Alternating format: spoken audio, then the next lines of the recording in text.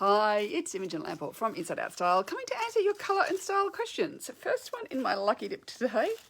Where are all my questions gone? They've got stuck underneath me. Comes from Christine, who says, I don't want to dress like a teenager, but I don't want to dress like an old woman. Any tips?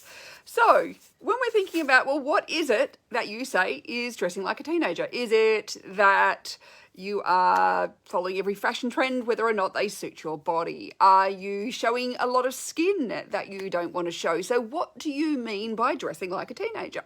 So I think what you need to do is identify what dressing like a teenager means to you. So if it is following every fashion trend without suiting your body, that's really easy. You just don't do that. Is it showing too much skin that you feel uncomfortable? That's also really easy. You just don't choose clothes that, show too much skin, of whatever it is that means to you. Dressing like an old woman. Well, what does that mean to you? So is that kind of big, baggy, saggy, styleless, totally covered up, but no fashion at all? So there is a really easy, happy medium in between, and I don't actually think it's that hard to find. So part of what we need to look at is going, okay, well, what is either of those extremes doing? So when we're thinking about teenagers, they're really discovering who they are. They're in a process of learning what their personality is, who they are, how they want to express themselves, and they're experimenting with fashion because this is the first time in their lives that their mother probably hasn't been choosing their clothes and dressing them. They're going out, they're choosing what they want to wear. And of course, it's also a time of life when they're very influenced by their peers, and often wanting to fit in and be like their peers is really, really important. So they will tend to buy clothes and dress in clothes that are very much similar to how their peers are dressing, which is yet generally following whatever is the latest fashion trend. They also don't really know themselves, their bodies, what works, what doesn't work. Their bodies are changing. So all that information hasn't come to them yet. So you'll often see them wearing clothes that really don't work for them. I know I certainly did, because I was just wearing what was in fashion, and that was what my friends were wearing.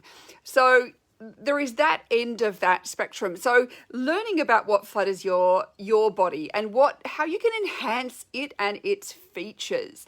That's something you can do no matter your age.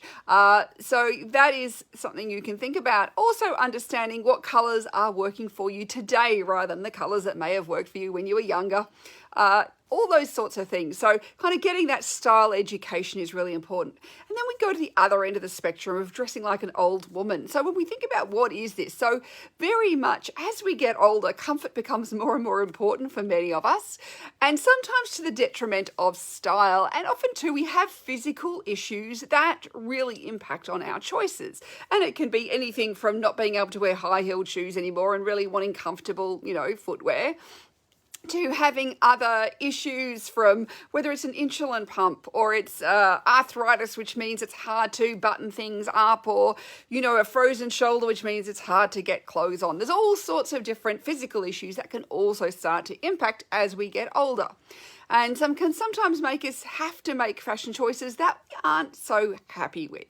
But there is this medium in between where you can look at the current fashion trends and choose what works for you and your unique body, your colouring, your lifestyle, and your personality too. Because of course, in the end, we want to be reflecting our personality in what we're wearing.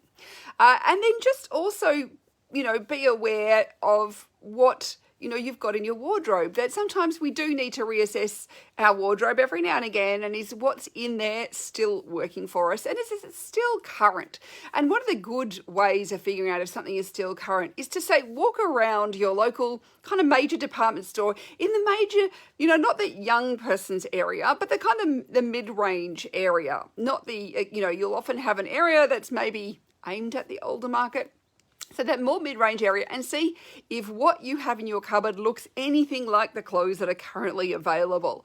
And that'll tell you if something is still in fashion or maybe it's gone out of fashion. And that's where you can start to look old and out of date, is kind of figuring out that middle point. And there's a lot of clothes. We're so lucky with fashion and with the technology these days for fabrics that they put stretch in so many clothes. It makes so many clothes so much more comfortable than they used to be.